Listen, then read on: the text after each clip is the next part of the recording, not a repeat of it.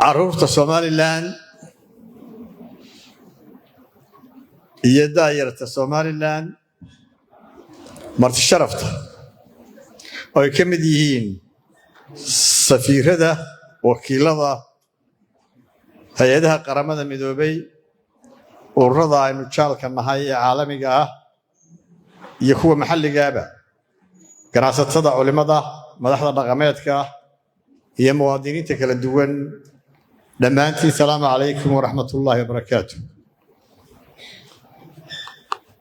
marka hore waxaan jeclahay inaan mahadnaqo si gaar ah wasaaradda shaqada Somaliland iyo hay'adda UNICEF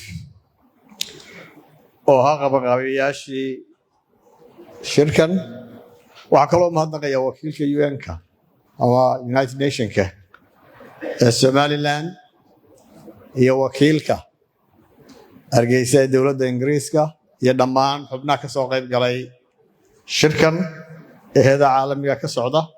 waxaan uga mahadnaqayaa iskaashiga ay la leeyihiin Somaliland iyo horumarka ay ka fuliyaan Somaliland. maanta waa maalin gaar ah. waxaynu xusaynaa maanta shirkii ugu horreeyey ee caruurta Somaliland aynu qabanno, iyadoo maalintuna ku beegan maalintii caruurta ee loo asteeyey caruurta Afrika. marka inaynu sanadkan ku soo biiray dalalka sida joogtada u xusi doona maalinta caruurta ee Afrika. waxaan si gaar ah farxad weyn aan ugu mahadnaqayaa caruurta iyo halkan kusoo arkay iyo curinta faraha badan ee aan daayartii halkan soo maray iyo waxyaabihii ay sameeyeen ee la yaabka lahaa iyadoo daadoodu kala duwanaayeen baan aad iyo aad uga mahadnaqaya. farxad weyn bay ii tahay inaan caruurteenna kala qayb galo munaasibadan qiimaha badan si aan ugula damaashaadno dhammaanteen halabuurka ay soo bandhigeen, si aan u dhegaysto fariintooda iyo tabashada ay qabaan, isla markaana ugu xaqiijiyo inay udubdhexaad u yihiin mustaqbalka qarankeena. caruurta waxaan u sheegayaa ergeygoodii iyo fariintii u sidayba waan dhegaystay waana qaatay.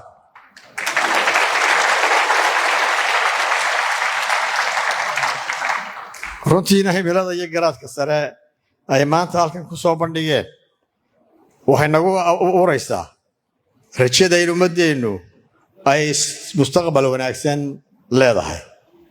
waxaa la isku raacay oo caalamku isku raacay oo bartnerskeenu halkan ka sheegeen oo mas-uuliyiintii wasiiradu halkan ka sheegeen in investmentka ugu fiican ee dunida la geliyaa uu yahay ka caruurta la geliyo. insha Allah inaguna investment wanaagsan baynu gelin doonaa haddii alla yidhaahdo.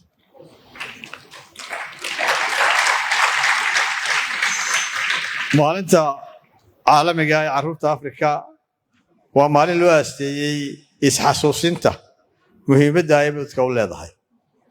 maalintuna taariikh bay leedahay. taariikhda halkan baa laga sheegay, waxaana lagu aasaasay oo lagu bineeyey caruurtii South Africa oo xilligii apartheidka xuquuqdooda u dagaalamaysay baa lagu sareeyey. waa maalin taariikh leh.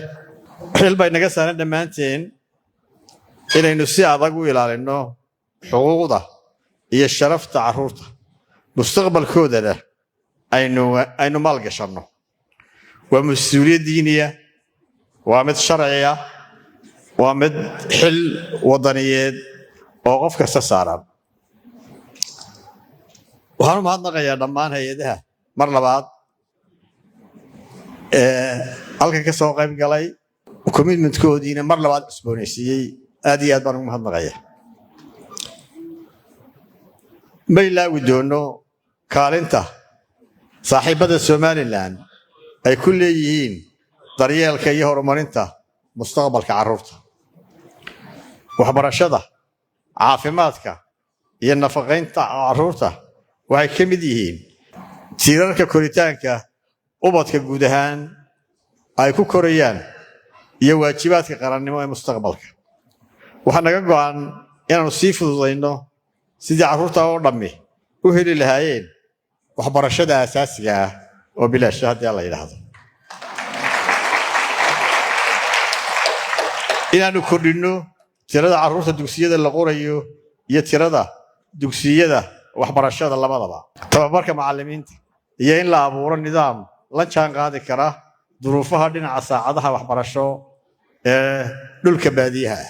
sidoo kale waxaannu xoojin doonaa daryeelka caafimaadka ee carruurta sida uu sheegay wasiirka caafimaadku. waxaa kaloo ka mid ah in tallaalada asaasiga ah la gaadhsiiyo carruurta oo dhan.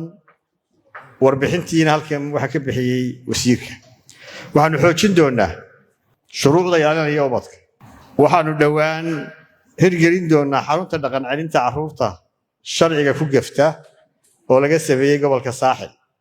waxaannu imika ka shaqaynaynaa wax ka beddelka iyo kaabista xeerka nidaamka garsoorka carruurta xeer 36/2007 annagoo sidoo kale xoojin doonaa dhaqangalka xeerka ilaalinta xuquuqda carruurta xeer lambar 102/2022 kaasoo aanu ku aasaasi doonno maxkamad u gaar ah carruurta sharciga ku gefta.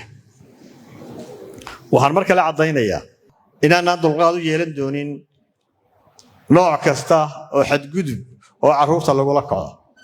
inantii sidee fariinta carruurta waxay siday fariimo badan oo xadguduba. waxaa ka mid ah gudniinka fircooniga ah oo aan wax xidhiidha la lahayn diinteenna suuban iyo qiyamka wanaagsan ee bini'aadamnimada midna. ganacsatada, qurbajoogga, culimmada diinta, hogaamiyeyaasha dhaqanka iyo dhammaan qaybaha kala duwan ee bulshada waxaan ugu baaqaynaa inay gacan ka geystaan maalgelinta waxbarashada, caafimaadka iyo hal-abuurka carruurteenna, gaar ahaan carruurta ka soo jeeda qoysaska aan awoodi karin inay buuxiyaan baahiyahooda asaasiga ah. suuragal noqon mayso in qaranku uu horumar sameeyo haddii aanu xoogga saarin daryeelka iyo wanaagga carruurteenna.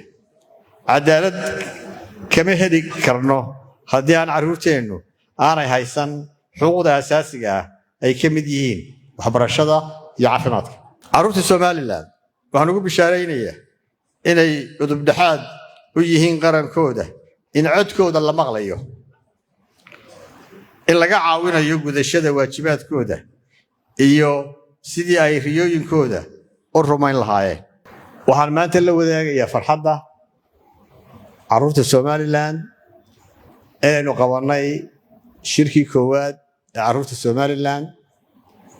waxaan u mahadnaqayaa qof kasta oo qayb ka qaatay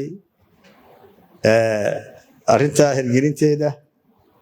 waxaan u mahadnaqayaa dhammaan wasiirada iyo madaxda iyo ganacsatada. waxaana rajaynayaa inaynu sanadkiisa ku gaadhno nabad iyo horumar. waxyaabaha ay dhallinyaradu soo bandhigeen waxaa ku jira innovations waxa la yidhahda ama ikhtiraacyo dayuurada ka mid yihiin oo wax kale ku jiraan oo layn la samaynayaa ku jiro oo waxyaabihii dhaqanka ku jiraan oo dhismayaal ku jiraan oo beeraha sida loo beeraa ku jiraan oo climate-ka sida loo ilaaliyaa ku jiraan. waxaan ku boorinayaa saaxiibada somalilan iyo dhammaan wasiirada in gacan buuxaa la siiyo dhallinyarada maskaxda badani ku jirto ee da'doodu yaryar tahay.